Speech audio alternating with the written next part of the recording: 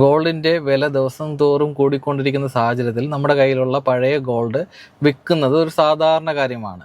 പക്ഷേ ഇനി മുതൽ നിങ്ങൾ ഗോൾഡ് വിൽക്കുമ്പോൾ 12.5% ടാക്സും 4% സെസ് കൂടി കൊടുക്കേണ്ടി വരും.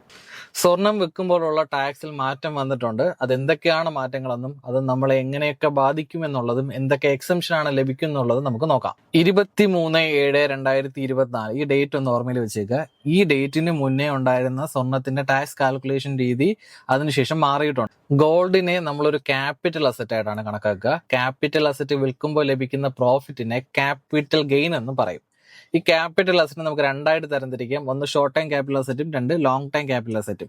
24 മാസമോ അതിൽ താഴെയോ ആണ് നമ്മൾ ഗോൾഡ് ഹോൾഡ് ചെയ്തിരിക്കുന്നതെങ്കിൽ അതിന് ഷോർട്ട് ടൈം ക്യാപിറ്റൽ അസറ്റ് ആയിട്ട് കണക്കാക്കും. 24 മാസത്തിൽ കൂടുതലാണ് എന്നുണ്ടെങ്കിൽ ലോങ് ടൈം ക്യാപിറ്റൽ അസറ്റ് ആയിട്ട് കണക്കാക്കും. ഈ രണ്ട് രീതിയാണെങ്കിലും ടാക്സ് കാൽക്കുലേഷൻ മെത്തേഡിൽ വ്യത്യാസമുണ്ട്.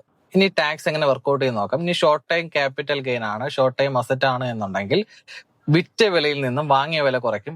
അപ്പോഴേക്കും നമുക്ക് പ്രോഫിറ്റ് ലഭിക്കും. ആ പ്രോഫിറ്റിന് നോർമൽ ടാക്സ് രീതിയിൽ ടാക്സ് ചെയ്യും. ഇത് മാത്രമാണ് ഷോർട്ട് ടൈം ക്യാപിറ്റൽ ഗെയിനിന്റെ അത് നേരത്തെയും ഇങ്ങനെ തന്നെയായിരുന്നു. പക്ഷെ ലോങ് ടൈം ക്യാപിറ്റൽ അസറ്റ് ആയിട്ടോ ലോങ് ടൈം ക്യാപിറ്റൽ ഗെയിൻ ആവുമ്പോഴാണ് ഈ ഒരു സിറ്റുവേഷൻ മാറുന്നത്. നമ്മുടെ കയ്യിലുള്ള gold long time capital asset ആണ് എന്നുണ്ടെങ്കിൽ എങ്ങനെയാണ് ടാക്സ് വർക്ക്ഔട്ട് ചെയ്യുന്നത് നോക്കാം. വിറ്റ വിലയിൽ നിന്നും വാങ്ങിയ വില കുറയ്ക്കുക എന്നുള്ളൊരു പ്രോസസ്സ് തന്നെയാണ് ഇവിടെയും സംഭവിക്കുന്നത്. പക്ഷെ ടാക്സ് വരുന്നത് സ്ലാബ് ആയിട്ടല്ല, സ്ട്രെയിറ്റ് ആയിട്ട് 12.5%. ഉദാഹരണത്തിന് 95,000 രൂപയ്ക്കാണ് നിങ്ങൾ ഗോൾഡ് വിൽക്കുന്നത്. ആ ഗോൾഡ് നിങ്ങൾ വാങ്ങിയത് 20,000 രൂപ വിലയുള്ള സമയത്താണെങ്കിൽ 70,000 രൂപയായിരിക്കും നിങ്ങൾക്ക് പ്രോഫിറ്റ് വരിക.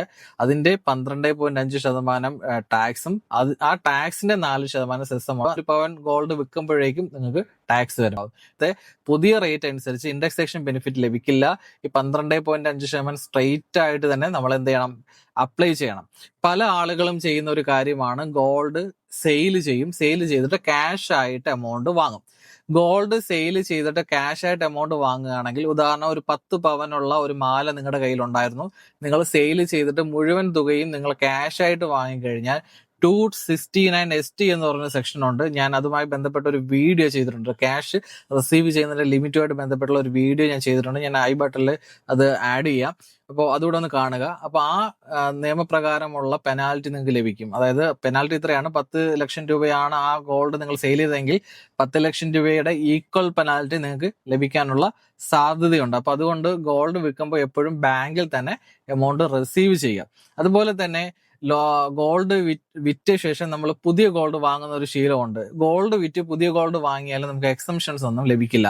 ഗോൾഡ് നമ്മൾ പണി ചെയ്ത് അതിന്റെ ഒരു ഡിസൈൻ മാറ്റുകയാണ്. അതായത് പഴയ ഗോൾഡാണ്, ആ ഗോൾഡ് നമ്മൾ ഉരുക്കി നമ്മൾ അതിനെ വർക്ക് ചെയ്ത് പുതിയ മോഡലാക്കി എടുക്കുകയാണെന്നുണ്ടെങ്കിൽ വേറെ ടാക്സ് ഒന്നും വരില്ല. പക്ഷേ നമ്മളൊരു 10 ലക്ഷം രൂപയുടെ ഗോൾഡ് വിറ്റിട്ട് പകരം വേറൊരു ജ്വല്ലറി പോയി നമ്മൾ 10 ലക്ഷം രൂപ ഗോൾഡ് വാങ്ങുകയാണെന്നുണ്ടെങ്കിൽ ഈ 10 ലക്ഷം രൂപയ്ക്ക് വിൽക്കുന്ന സമയത്തും ടാക്സ് ഉണ്ടാവും. നിങ്ങൾ വെക്കുന്ന ഗോൾഡിന്റെ എമൗണ്ട് കൊണ്ട് നിങ്ങളൊരു വീട് വെക്കാനോ വീട് വാങ്ങാനാണോ ഉദ്ദേശിക്കുന്നതെങ്കിൽ നിങ്ങൾക്ക് ടാക്സ് എക്സംഷൻ ലഭിക്കും.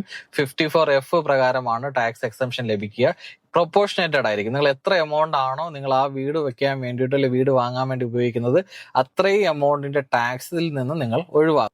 അതുപോലെ നിങ്ങൾ ക്യാപിറ്റൽ ഗെയിൻ എക്സംഷൻ ലഭിക്കുന്ന സ്കീമുകളുണ്ട്, ബോണ്ട് സ്കീമുകളുണ്ട്. അതിൽ ഇൻവെസ്റ്റ് ചെയ്താലും നിങ്ങൾക്ക് എന്ത് ചെയ്യും, ടാക്സ് എക്സംഷൻ ലഭിക്കും. പക്ഷെ അതിൽ ഇൻവെസ്റ്റ് ചെയ്തുള്ള പ്രശ്നം, നിങ്ങൾ ഇൻവെസ്റ്റ് ചെയ്യുന്നതിന്റെ പ്രൊപ്പോർഷനായിട്ടുള്ള എമൗണ്ടിന്റെ ഡിഡക്ഷൻ മാത്രമേ ലഭിക്കുകയുള്ളൂ. അത് മാത്രമല്ല, അത് 5 വർഷം വരെ നമുക്ക് തിരിച്ചെടുക്കാൻ കഴിയാത്ത ബോണ്ടായിരിക്കും. നമ്മുടെ കയ്യിലുള്ള പഴയ ഗോൾഡ് വിൽക്കുമ്പോഴുള്ള ടാക്സ് കോംപ്ലിക്കേഷൻസ് ആണ് ഞാൻ ഈ വീഡിയോയിലൂടെ ഡിസ്കസ് ചെയ്ത്. ഇതുമായി ബന്ധപ്പെട്ട് നിങ്ങൾക്ക് ഏതെങ്കിലും തരത്തിലുള്ള സംശയങ്ങളുണ്ടെങ്കിൽ കമന്റിൽ ചോദിക്കുകയാണെങ്കിൽ അത് കമന്റിൽ മറുപടി പറയുകയോ അല്ലെങ്കിൽ മറ്റൊരു വീഡിയോ ആയിട്ട് ചെയ്യുകയോ ചെയ്യാവുന്നതാണ്. കൂടുതൽ ഇൻഫോർമേറ്റീവായ വീഡിയോകൾക്കായി ചാനൽ ഒന്ന് സബ്സ്ക്രൈബ് ചെയ്യുക.